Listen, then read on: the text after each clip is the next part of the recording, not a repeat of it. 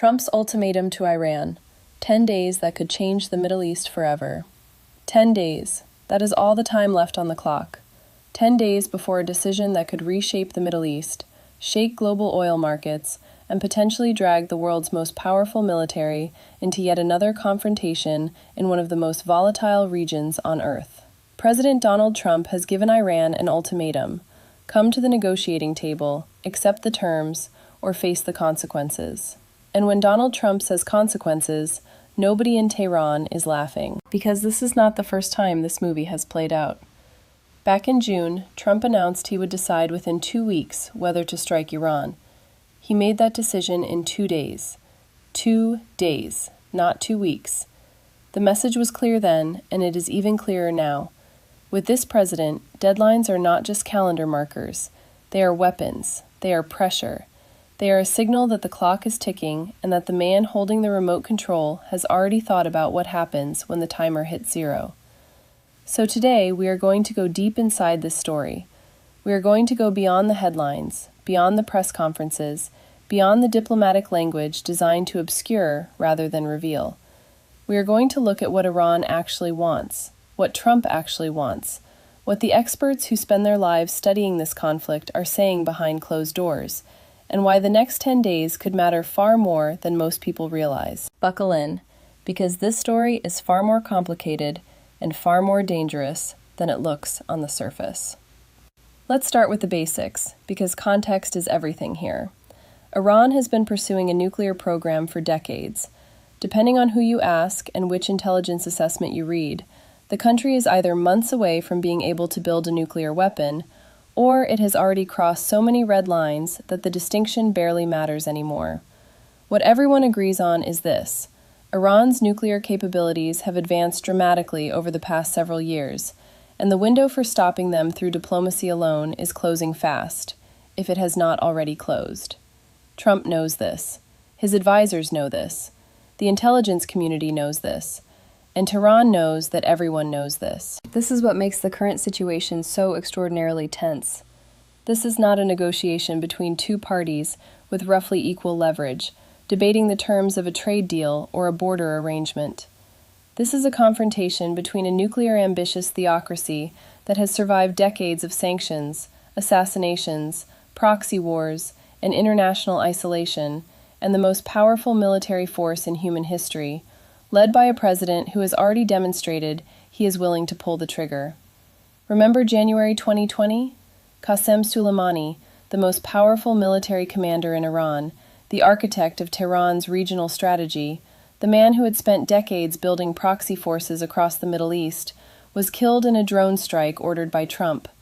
No warning, no prolonged diplomatic process, one decision, one strike, one dead general.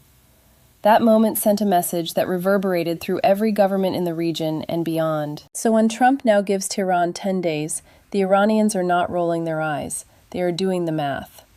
Now here is where it gets fascinating and deeply complicated at the same time.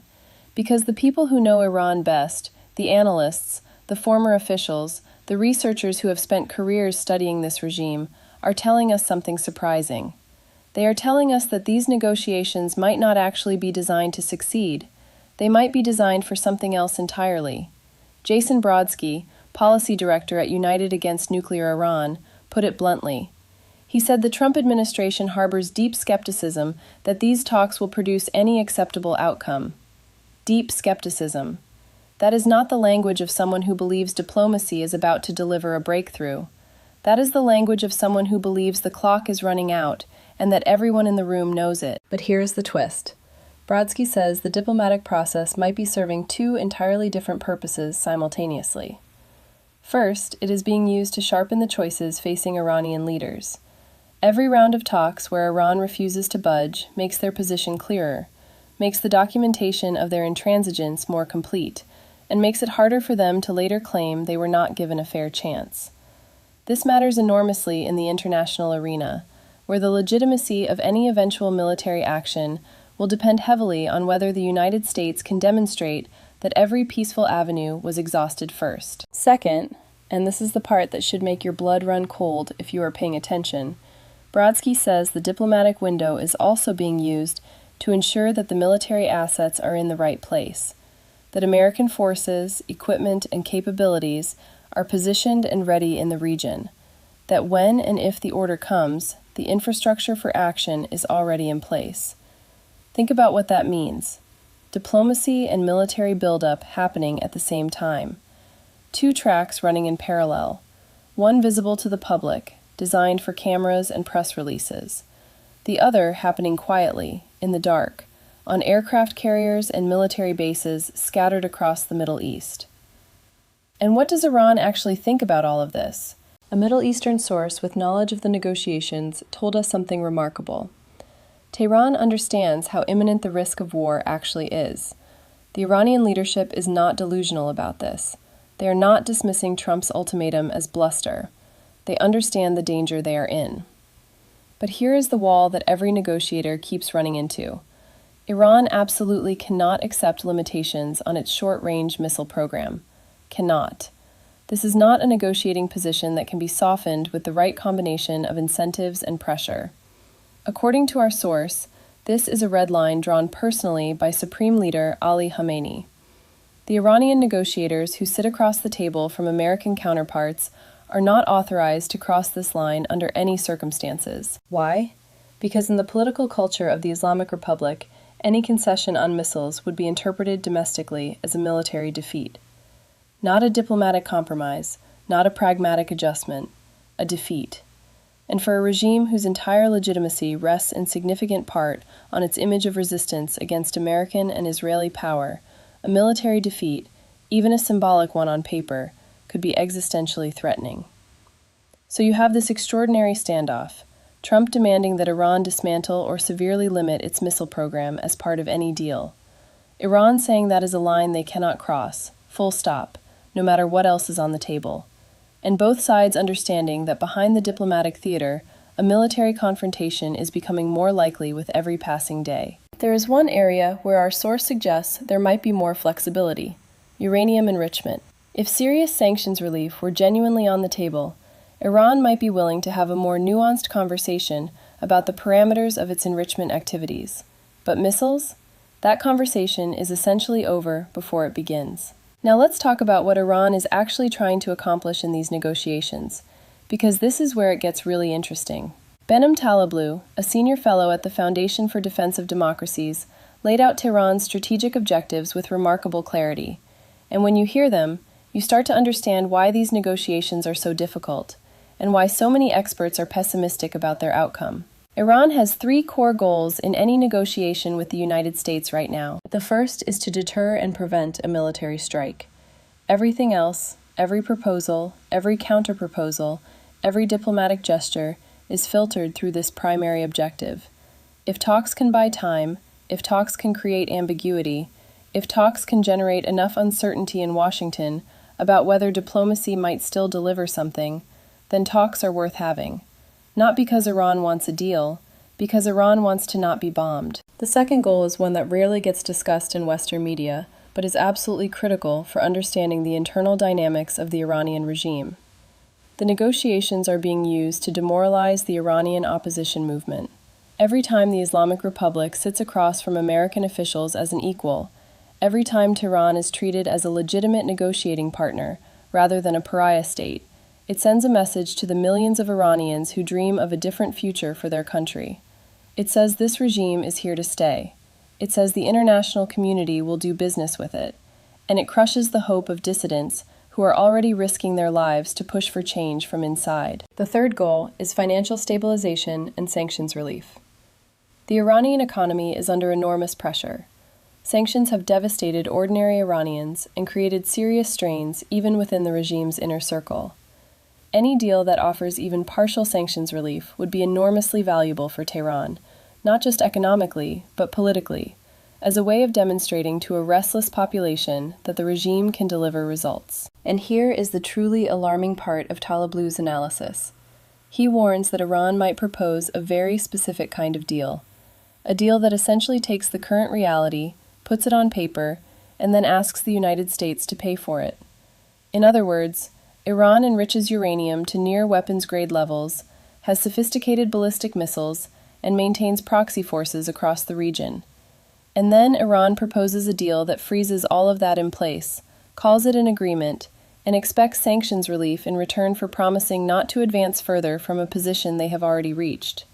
This would be, in Talablu's words, less a deal and more an entente, an accommodation of Iranian nuclear reality rather than a rollback of it.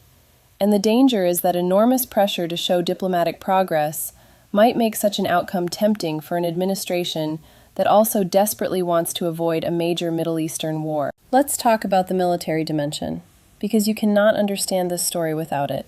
The United States has been moving significant military assets into the region: aircraft carriers, warships, bomber groups. This is not routine force positioning. This is deliberate signaling.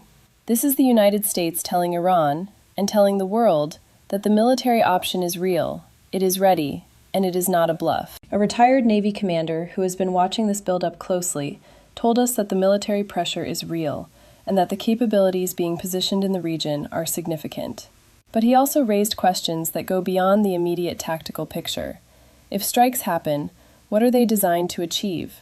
Are they meant to delay Iran's nuclear program by months or years? Are they meant to trigger regime change? Are they meant to send a message that will reshape the regional order? Or are they meant to destroy Iran's nuclear infrastructure so completely that the program cannot be rebuilt in any reasonable time frame? These are not abstract questions. They are the difference between a limited strike that buys time and creates new diplomatic leverage, and a sustained military campaign that commits the United States to a prolonged engagement in a region it has been trying to exit for 20 years. Jacob Oladort from the America First Policy Institute articulated the ambiguity perfectly. He noted that what remains genuinely unpredictable is the precise objective and scale of any military action the president might take. Would military force serve as a new lever of diplomatic pressure, a form of coercive diplomacy designed to bring Iran back to the table with a fundamentally changed negotiating position? Or would it simply be used to achieve the objectives that diplomacy failed to deliver? And then there is the domestic dimension inside Iran that most Western commentary completely ignores. Iranian public opinion is deeply divided, and that division matters enormously for how this crisis plays out. There are millions of Iranians who despise the Islamic Republic, who have taken to the streets at enormous personal risk over the past several years to demand change, who understand that the regime's nuclear ambitions and its support for proxy militias are the primary reasons their country is isolated and their economy is struggling. These Iranians look at the current confrontation with complicated feelings.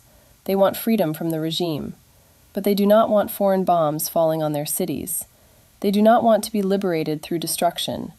They do not want their country turned into another battlefield for other nations' strategic interests. And then there are Iranians who, despite everything, despite the poverty and the repression and the corruption, retain a deep nationalist instinct that makes them resistant to what they perceive as foreign pressure and foreign interference. Even people who dislike the government can feel something when their country is threatened from outside. This internal complexity is one of the reasons the Islamic Republic has survived as long as it has. Every time external pressure reaches a certain level, national pride and historical memory of foreign interference kick in and provide the regime with a shield it could not manufacture through ideology alone.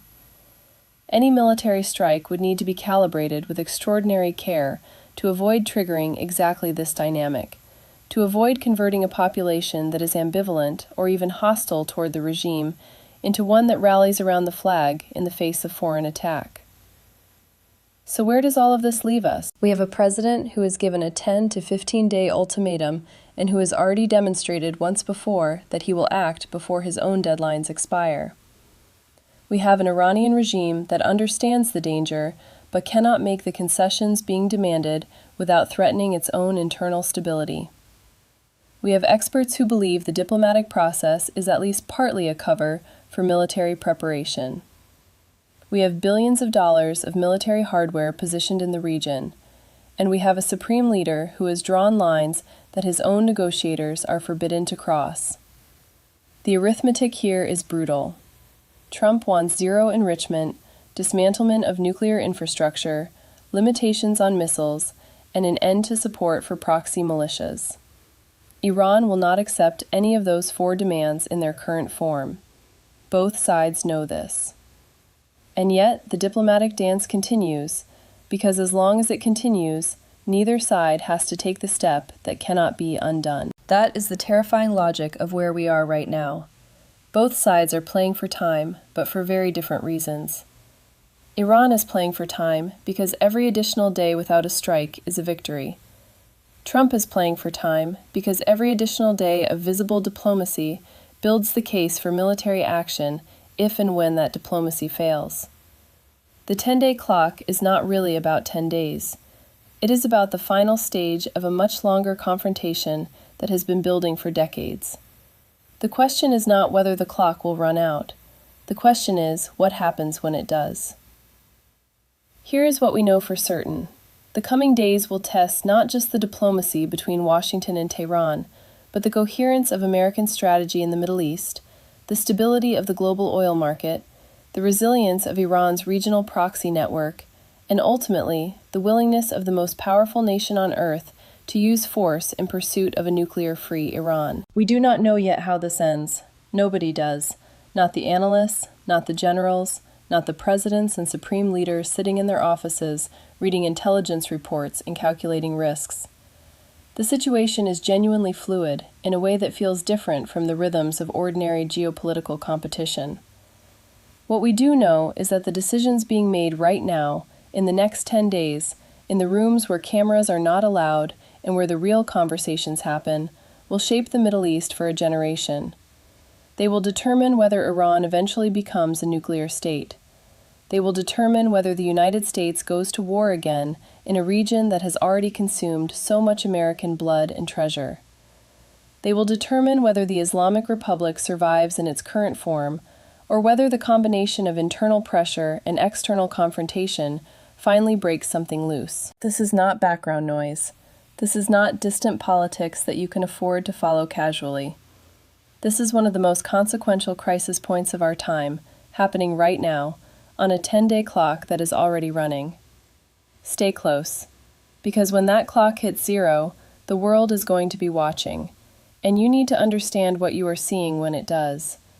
If this kind of deep, clear-eyed analysis is what you come here for, then you already know what to do.